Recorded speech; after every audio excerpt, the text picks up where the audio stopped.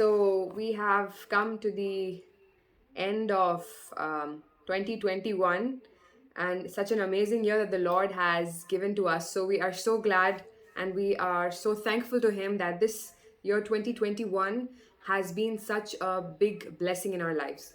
So as we move on to a time of listening to His word, let's also think about all the things that the Lord has done for us this whole year. And today we're going to be looking at three people that we have to do more towards. Our theme for today is more, and I'll get to that in a little while. So there are three people who really need to be taken care of more, and as we go ahead, we will be able to understand that better. Okay, so first, we're going to start off with the most important person in all of our lives, and you all would have guessed that by now. It is God. So, how are we going to be more towards God?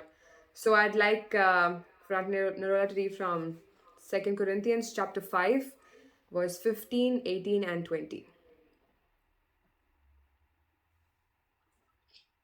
All right. Now, the one who has fastened us for this very purpose is God, who has given us the Spirit. Second Corinthians 5. Second Corinthians 5:15. Second Corinthians 5. Oh, 5:15. Okay. Yeah. Sorry. Yeah. Okay. He who died. Yes. And he died for all, that those who live should no longer live for themselves, but for him who died for them and was raised again. And chapter 18, verse 18.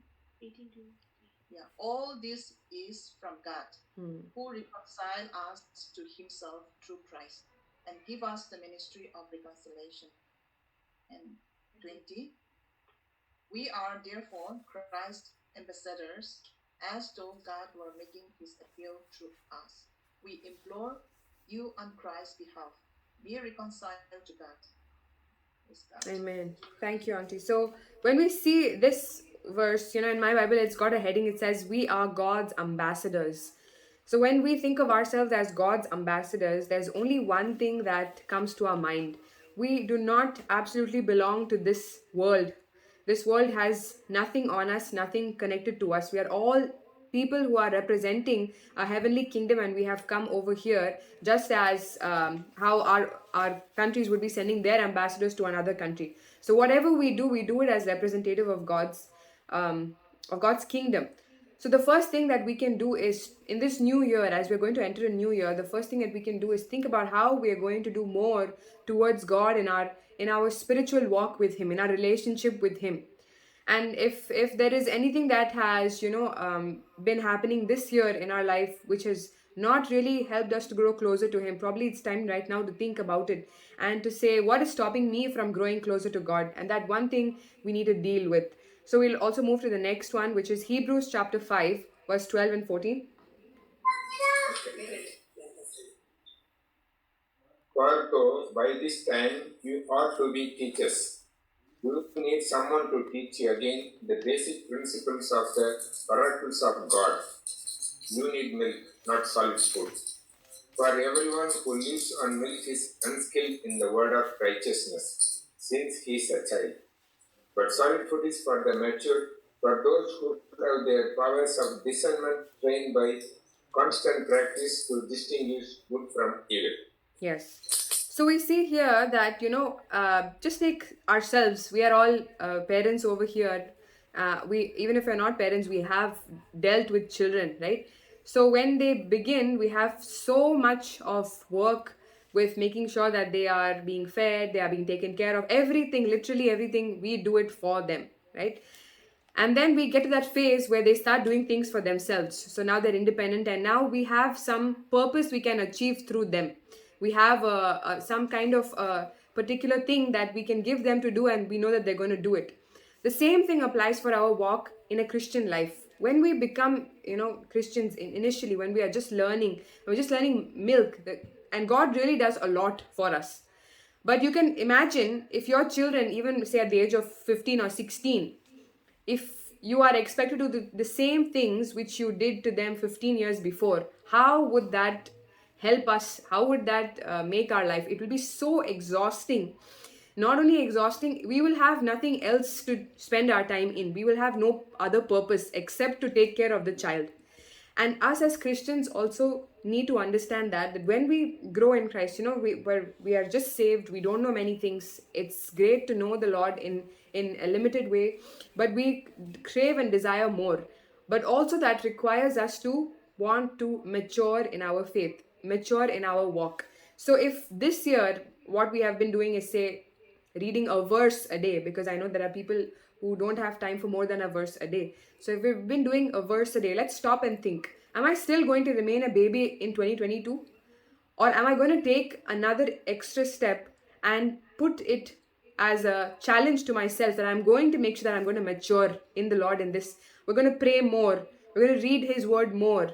We're going to fast and pray and intercede more. We're going to spend more time with Him doing things which pleases Him, because we don't want to remain as babies. And we'll move on to the next one. Brother Paul, if you can read 1 Corinthians chapter 14 and verse 20.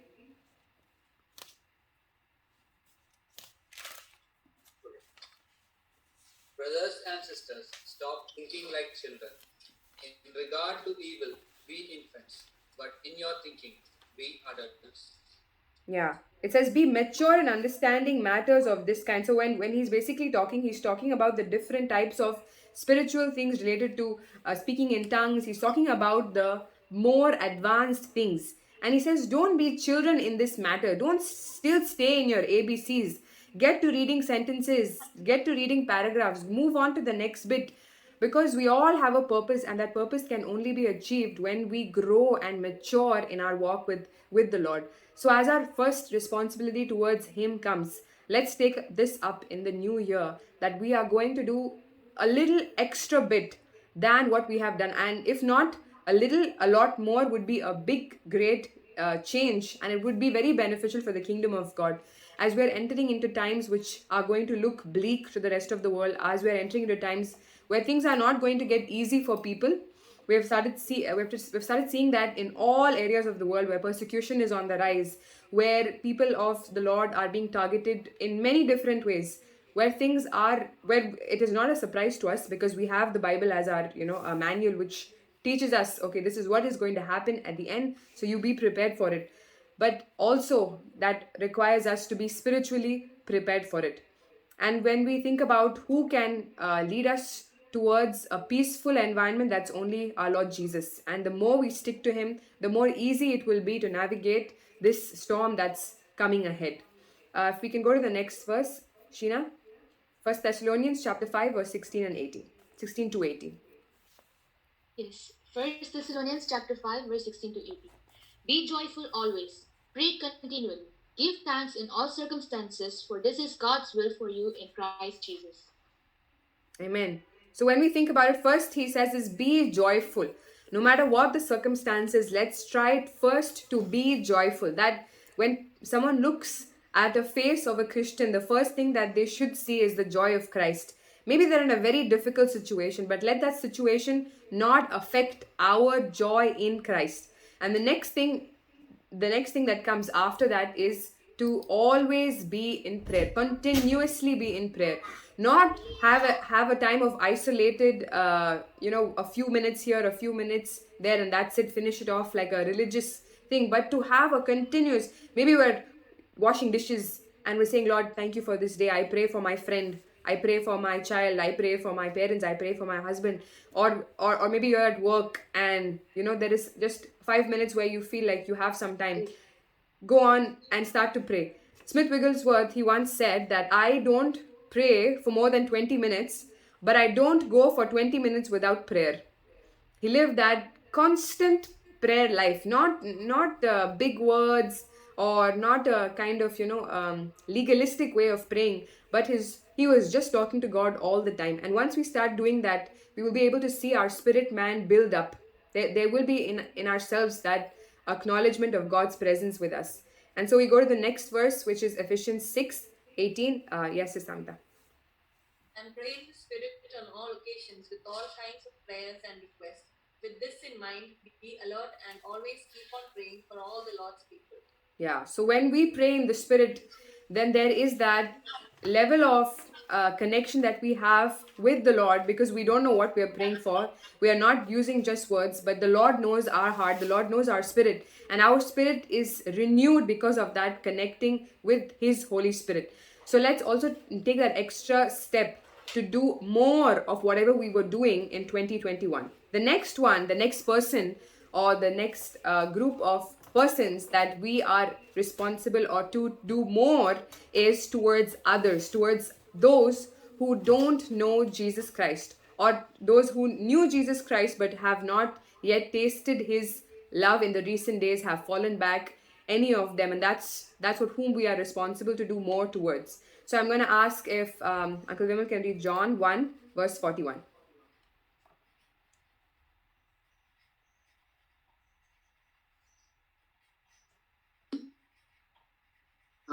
Yeah, John chapter 1 verse 41. And English Bible You can read from Tamil, no problem. Tamil, no problem. Yeah, no problem. அவன் முதலாவது தன் சகோதரனாகிய சீமோனை கண்டு மெசியாவை கண்டோம் என்று சொன்னான். மெசியா என்பதற்கு கிறிஸ்து என்று அர்த்தமாம். Yeah, so when Andrew was one of the, I would say one of the first five disciples to be called. When Andrew knew that he has found the Messiah, the first person that he goes to tell is his brother. He goes and tells his brother, we have found the Messiah. You know, in our lives, we'll have so many testimonies to share. We will have so many things to share. But the first person that we need to go and speak to is our family about it. And if our family is saved, who is the next closest person that we can go and share this to? And he didn't go and say any big thing. He just said one thing: we have found the Messiah.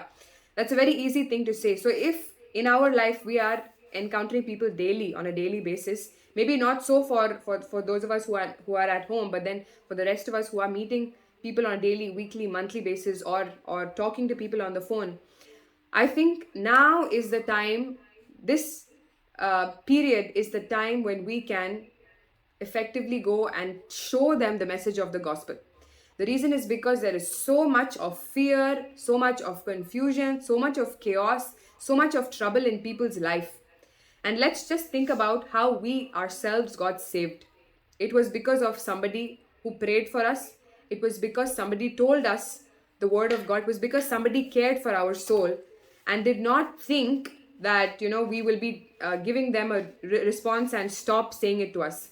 So the same thing applies to our life as well. I know that, when I speak this, I am no better than anyone here because I haven't really done my part as well this year. But as I was thinking about it, I said, Lord, please help all of us to get rid of this fear, because the only thing that stops us from sharing His word, sharing the gospel, is the fear. And the fear of, of being persecuted, the fear of being rejected, the fear of being isolated, the fear that, we are going to be in trouble.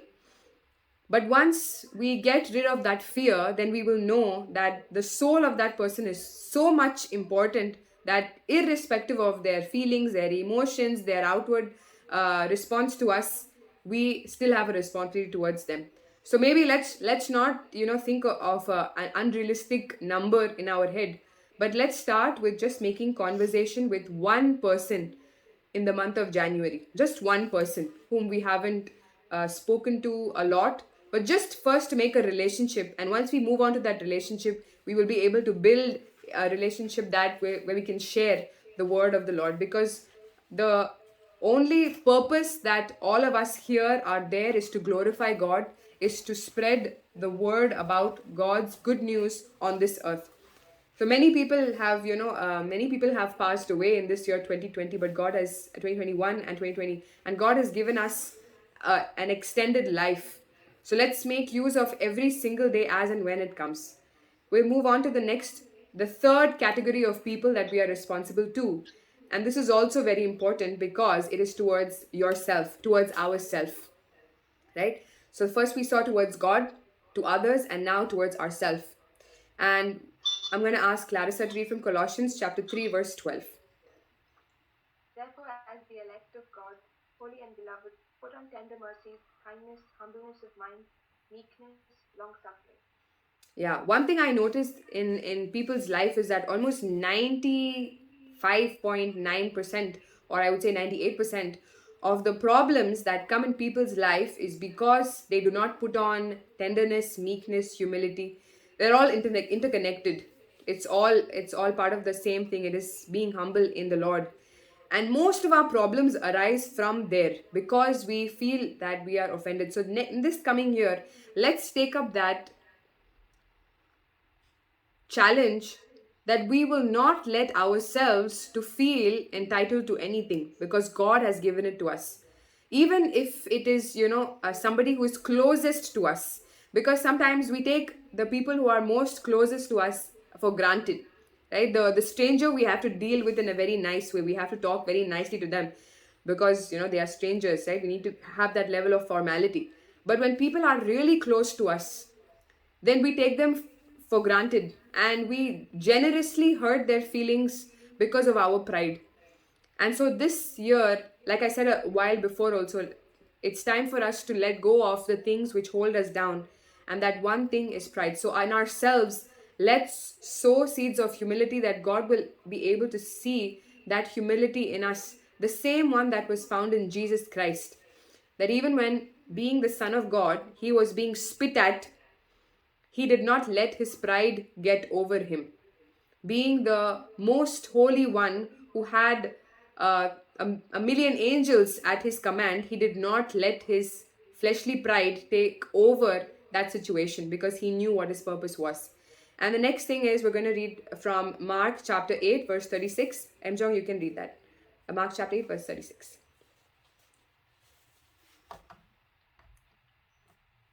What good is it for a man to gain the whole world, yet forfeit his soul? Yeah, thank you, Mjong. This one verse, I think, needs to be put on repeat whenever we feel like, our finances are not going right or something is not going right. This is something that needs to be reminded to us.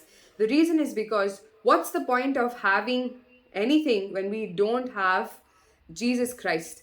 So, like we've been listening to a lot of messages in the last, that the one most important thing in our lives is Jesus Christ, and let's just focus on him alone. So if we have the fear of a future, if we have fear of finances, if we have fear of our career, if we have fear of anything at all, how is this going to turn out? Let's rest on the promise that we have Jesus Christ. We really don't need anything else. We don't need to have anything else because Jesus Christ is enough and more than enough for all the things that we need. Right? There are people who are suffering a lot in terms of their worldly life in many different countries, but they have that inexpressible joy because they know they have Jesus. They have found the Savior. And that is true especially for the countries, in the most persecuted countries, the stand nations, where people cannot even speak the name of Jesus Christ in public, let alone pray or gather anything. They can't even say that word. And yet when they go back to their house, maybe they don't have food for the night, but they have their word, they have the Bible to read from. They just are happy and content with that. So as times get hard, we will also for sure encounter problems, encounter difficulties. But at that moment, let's stop and think, do I have to worry about this? Because I have my soul secure in Jesus Christ. And that takes us to our last verse for the day, which is John chapter 14, verses 16 to 17. Yes, Uncle Adi. Yes. And I will ask the Father, and he will give you another advocate to help you and be with you forever, the Spirit of truth. The world cannot accept him because it neither sees him nor knows him. But you know him, for he lives with you and will be in you. This is the word of God. Amen. This one particular thing is sometimes overlooked by people, and I was just thinking about it over the last few days as I was reading the Bible, and I was also watching a few documentaries and things. I was just thinking, people who lived at the time of Jesus, especially the 12 disciples, they saw the miracles happen with their very own eyes. They saw all the people getting healed. They saw the miracles that has not been mentioned in the Bible before. All these things with their very own eyes. And yet, when it came at the end to stand with boldness for Jesus Christ, they all ran away. It's because in our own strength, even if we see things with our own eyes, in our strength, it is impossible to stand firm. And God knew that. And Jesus knew that. And that's why he said, I'm going to send you the helper. Because without the helper, don't think you can do anything without the helper. So it's very important for us to also understand that the Holy Spirit forms a very, very, very crucial part of our life. And if we haven't reached to that point where we have, asked the Holy Spirit to give us that power, then now is probably the time for us to ask the Holy Spirit to give us that renewed power for 2022. Right? Let 2022 start with a fresh anointing of the Holy Spirit. He's there in our lives. He's always been there, taking care of us, leading us, comforting us, consoling us, giving us wisdom. But let's also ask him for his power so that we can be a light and we can shine his light in this new coming year. Let's pray.